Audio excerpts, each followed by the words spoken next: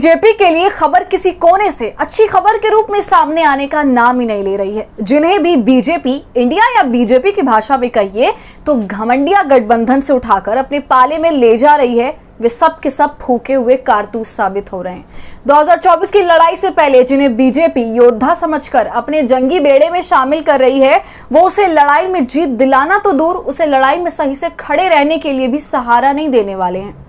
मध्य प्रदेश में चाहे सिंधिया हो या महाराष्ट्र में अजीत पवार और शिंदे, सब के सब बीजेपी के लिए ऐसा कर्ज साबित होने जा रहे हैं जिसका ना तो मूल से बीजेपी को छुटकारा मिलेगा और ना ही ब्याज से। नमस्कार, आदाब, आप देख रहे हैं खबर अड्डा और आपके साथ मैं हूं सुम्बुलीरम। भारत में ना तो अमृत काल है और ना ही कर्तव्य काल। फिलहाल जो कुछ भी भारत में है वो विशुद्ध चुनावी काल, मतलब प्योरली पॉलिटिकल ईयर। राज्य दर राज्य इंडिया गठबंधन के बन जाने के बाद वहां की सियासी जमीन पर किसकी तूती बोलेगी, ये समझने के लिए अभी से ही सर्वे का दौर शुरू हो चुका है। लेकिन सर्वे से शिकन की लकीरें जिसके सिर पर ज्यादा साफ दिखाई दे रही हैं वो सिर्फ और सिर्फ बीजेपी है, और इसका कारण भी कोई हवाई नहीं है। दरअसल आज हम जिस सर्वे की बात आपके सामने रखने जा रहे हैं वो बीजेपी को दो मोर्चे पर चोटिल करने वाली है।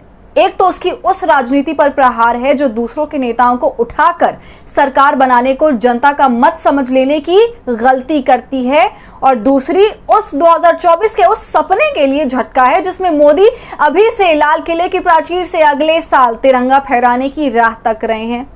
तो हुआ यूं है कि न्यूज 24 के एक सर्वे ने बीजेपी के कान खड़े कर दिए हैं। महाराष्ट्र को लेकर हुए इस सर्वे में न्यूज 24 की तरफ से ये बात रखी गई है कि इंडिया गठबंधन, जो कि महाराष्ट्र के संदर्भ में एनसीपी, शिवसेना, यूबीटी और कांग्रेस है, उसके सामने बीजेपी इस बार पानी भी नहीं मांग पाएगी।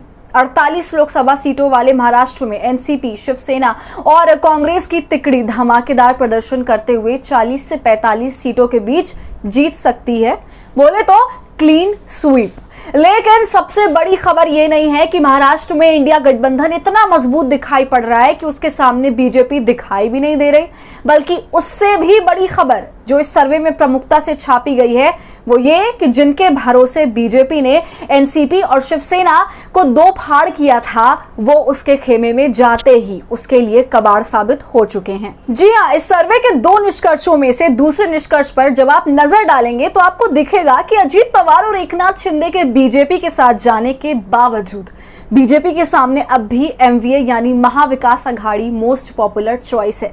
मतलब जिन्हें शिवसेना और एनसीपी तोड़कर इन पार्टियों को कमजोर करने का काम सौंपा गया था, उनके जाने से ये पार्टियां और मजबूत हो गई।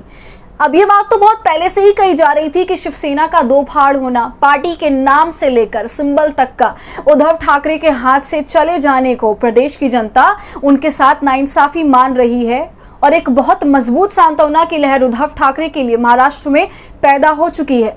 और उसके बाद एनसीपी से अजीत पवार की बगावत ने भी शरद पवार को मजबूती इस लिहाज से दे दी है कि उनके लिए भी अब लोगों में एक सहानुभूति है। और जब जनता किसी के बारे में मन बना ले तो आपको भी पता है कि जीत किसकी होनी तय हो जाती है। और 48 सीटों में से अगर 40 प्लस सीट एमवीए जीत जाती है तो आप समझ जाइए कि महाराष्ट्र में बीजेपी किसी को मुंह दिखाने के काबिल नहीं रहेगी। इसके साथ ही एक बात और साफ है कि 2024 में सरकार बनाने का सपना देख रहे लोगों को अब तक का सबसे बड़ा झटका महाराष्ट्र से लगता नजर आ रहा है। तो अगर सिर्फ महाराष्ट्र से ही 40 सीटें कम हो गई तो तीसरी बार मोदी का पीएम बनने पर पानी फिर सकता है। महाराष्ट्र के अलावा बिहार और कर्नाटक से भी भाजपा के लिए बुरी खबर आने वाली है। तो न्यूज 24 के इस सर्वे पर क्या है आपकी राय, हमसे कमेंट सेक्शन में जरूर साझा कीजिए। और हमारे फ्री जर्नलिज्म को आपके सपोर्ट की जरूरत है, वो तभी होगा जब आप जितना ज्यादा थैंक्स बटन का इस्तेमाल करेंगे और इससे हमारी हौसला अफजाई करेंगे। साथ ही अगर अब तक आपने हमारे चैनल खबर अड्डा को यूट्यूब पर सब्सक्राइब नहीं किया है तो इसे अभी कर लीजिए।